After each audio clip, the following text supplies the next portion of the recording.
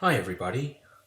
Today for our last session of the semester, we are going to talk about Dien Ho's article on livers for former alcoholics. Okay. Dien Ho with a cleverly titled article, I think it's called When Good Organs Go to Bad People. Okay. So an outline of his article that I want to talk about is we'll first briefly talk about the medical argument, but I don't want to spend a lot of time on it because it's not interesting. Then we will talk about the moral responsibility argument.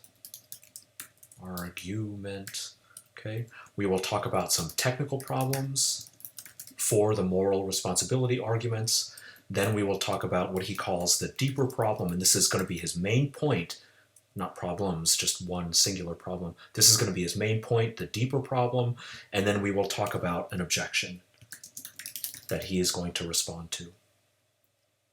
Okay, so the medical argument, again, I don't want to spend a lot of time on this, goes like this. So if former alcoholics do less well with new livers than other people do, then that's a reason not to, or I guess, to give them lower priority. Okay? Ho cites some data suggesting that this, that ARESLD patients do just as well as NARESLD patients with new livers. Now, I think his data can be disputed. I'm not sure that he interpreted it correctly, but whatever. I'm just going to kind of let it go. We're going to ignore this. We'll ignore the medical argument. Okay, the more interesting argument for kind of philosophy and kind of critical thinking is the moral argument. Okay, so suppose they do equally well. Is there still a reason to give former alcoholics lower priority? Well, that's where the moral responsibility argument comes in. Moral responsibility argument. Okay. So the moral responsibility argument says, here's a premise, alcoholics, or maybe I'll just put in here, former alcoholics are morally responsible for their medical conditions. Morally responsible means it's like their fault that they have whatever medical conditions they have as a result of their drinking. Okay, and then 2, people who are morally responsible for their medical conditions should get lower priority for treatment. Okay, and then 3, therefore, former alcoholics should get lower priority for treatment. Okay, so pretty straightforward argument. I hope you remember how we assess arguments. I'll just cut to the chase. This argument is valid. The 2 premises together entail the conclusion. There's no possible way that the 2 premises could be true and yet the conclusion false. So the only way to kind of reject the conclusion is to reject one, or both of the premises. Okay? And what Ho is going to do is reject number 2. He's going to reject the second premise. Okay? Ho will reject the second premise. Okay. One way you could do that is, I guess before I do that, let me talk about, before I talk about the technical problems, let me talk specifically, so Ho mentions, some arguments by some other philosophers we did not discuss, Glannon and Veitch, but he also does discuss Moss and Siegler, against Moss and Siegler specifically. Okay. He says, well, what about this kind of example where suppose an ARESLD patient fails to seek treatment because he's caring for his ailing mother. So he could go to Alcoholics Anonymous meetings or whatever, but he decides not to because his ailing mother needs full-time care and he just doesn't have time to do it. So he continues drinking, he kills his liver. Now he gets lower priority because he never sought out treatment, though he could have. Okay? Should this person get lower priority? Okay, well, first of all, it's not clear to me what Moss and Siegler would say about this. So I think Moss and Siegler, I think if they were being compassionate, they would say, okay, in this kind of case, yes, that's a reasonable exception, and this person should get equal priority with everyone else. Okay, but if they don't, if they don't want to say that, I think this is a reasonable point that Ho is making here. Okay, now let's go on to talk about some technical problems with the moral responsibility argument in general. Okay, technical problems. Okay, with the moral responsibility argument. The technical problems are all basically of the following form, like we can't be fair, we can't make sure that we're doing things accurately, we're making assessments accurately. It's that kind of problem, so-called technical problem. Okay, so here's one technical problem. There could be doubts about comparative voluntariness, which is kind of an ugly word, but what this means is one person may be more addicted to alcohol than another, okay? Someone who's more addicted, the drinking is less in that person's control, that person is less blameworthy. Another person who easily could have given up drinking, but just, flagrantly decided, I don't care, that person maybe is more blameworthy. Okay, so the first doubt is we have no way of figuring out who is more addicted, who has more, compulsions to drink than who else, okay? Okay, second technical problem. We can't know what penalties different degrees of misconduct deserve, okay?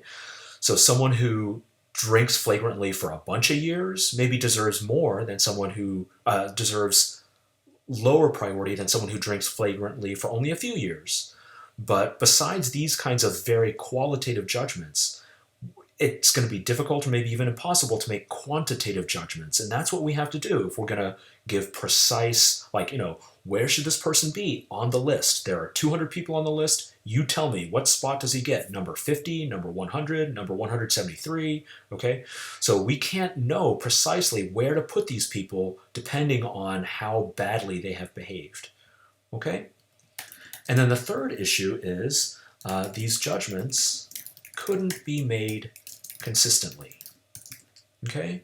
So even if we did make these judgments in individual cases, we have to do this consistently across multiple cases, not even in the same region, but state to state, across the whole country, we want to be able to make consistent judgments. And it's going to be very difficult to do that, okay? So these are all technical problems. All right. Now, these technical problems are not original to Ho. He's not the first person to mention these. Other people have pointed these things out before. Ho just kind of reviews the literature and pointing them out again. And I think there are reasonable things you can say in response. So, for example, here's Eric's, one possible response.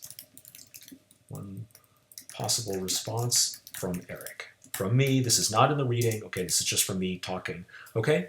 One possible response is, we have the same problems, technical problems in criminal justice, okay? In criminal justice, different criminals, they deserve different penalties for their crimes. We might have doubts about comparative voluntariness, about people committing crimes. We can't know what penalties different degrees of misconduct deserve, and we want to be consistent in our judgments, okay? All of that is true, and yet we have a criminal justice system. It seems to work reasonably well. Of course, it's not perfect. Of course, there are problems with it. But the fact that there are these technical issues doesn't mean we should just abandon the criminal justice system. No, it means we should just do as best we can and, have a whole set of procedures and a whole set of laws to govern us to make sure that we are consistent. Okay? Okay, so that's technical problems. But this is not, for Ho, the most interesting problem. He thinks the most interesting problem is what he calls the deeper problem.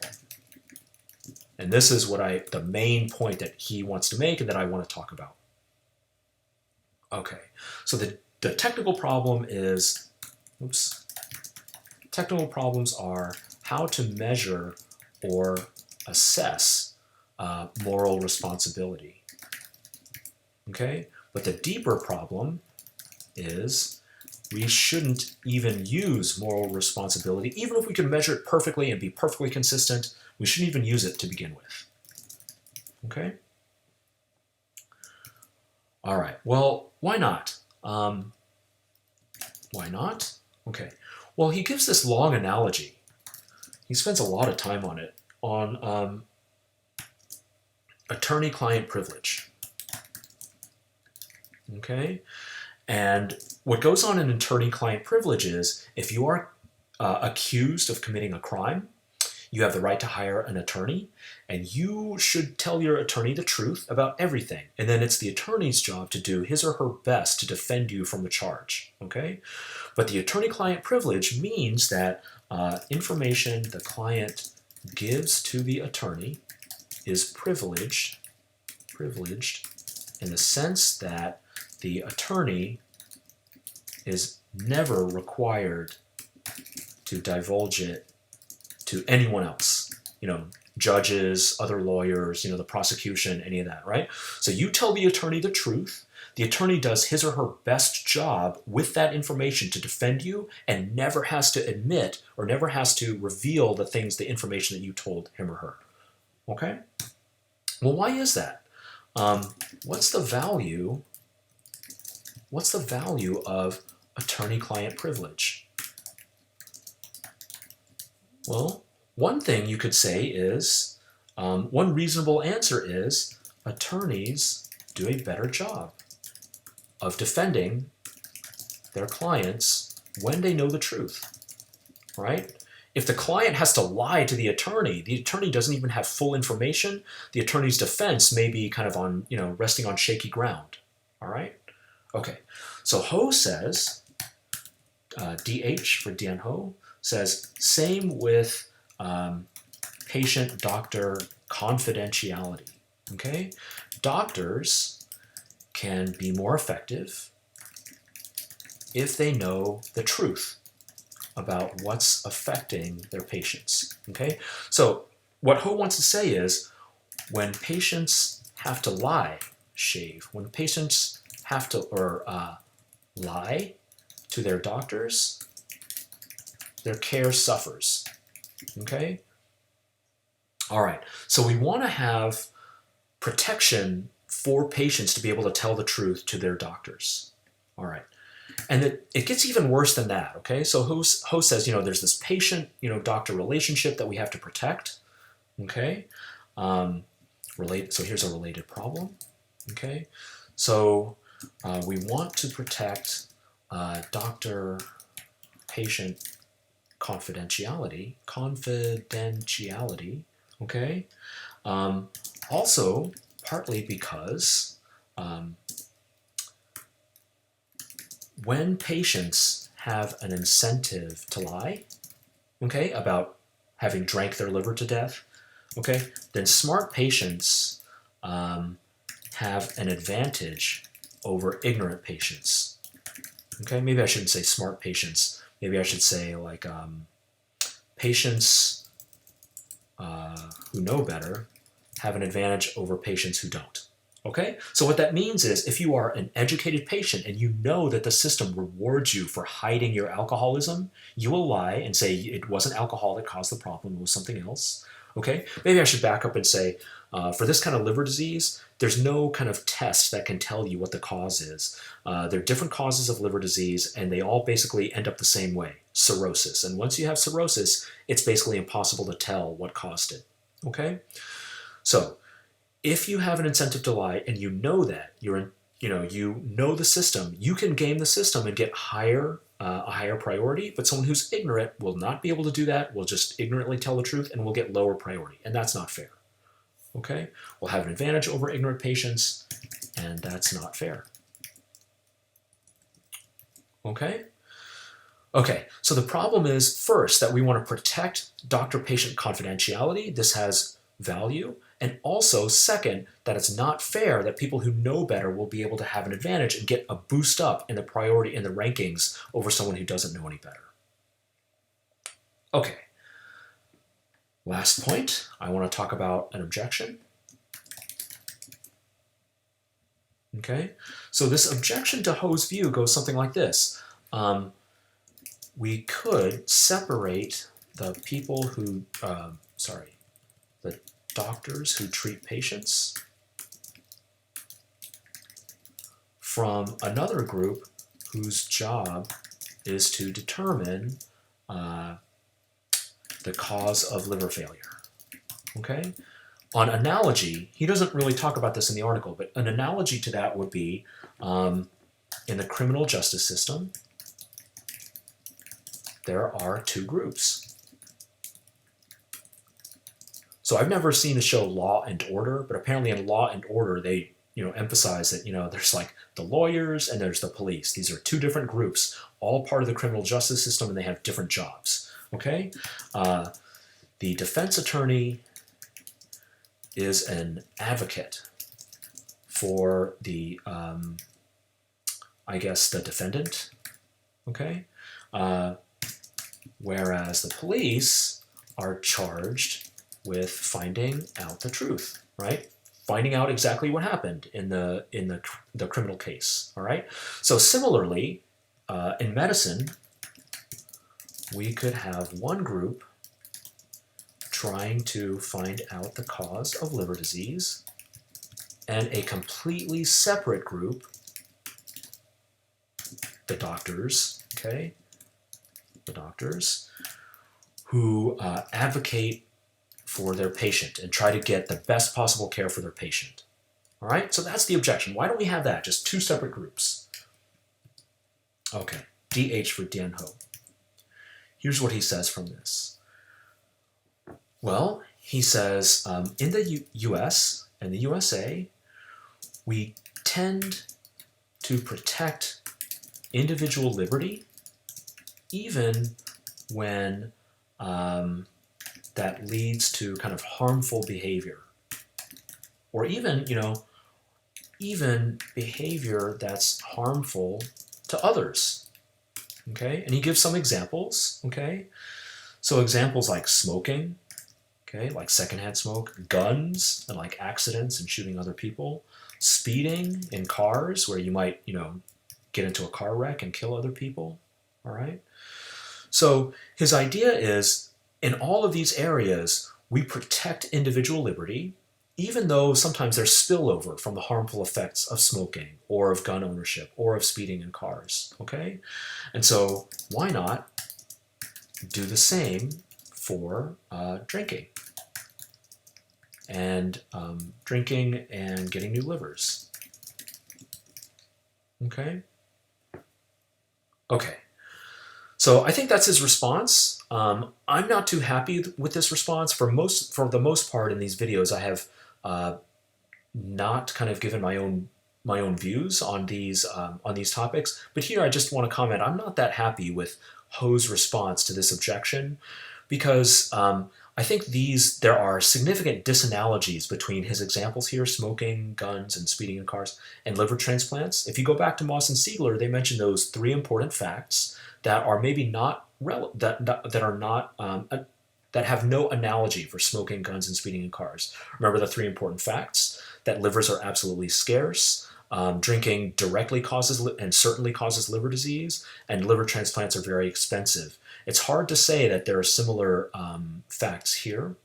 Okay, and the other issue is, the issue is not whether we should allow smoking or allow guns or allow gun ownership or allow speeding in cars, and similarly allow drinking. The issue is, if you allow drinking, do these people get equal priority for certain kinds of medical care? Okay? All right. So that's it for this semester. This is the last topic. I always do livers last because the topic is so short. It's kind of like our dessert piece. Okay, so I hope you've enjoyed the semester. I know it's kind of weird for, because of coronavirus, and I apologize for that. But that's it. Okay, thank you.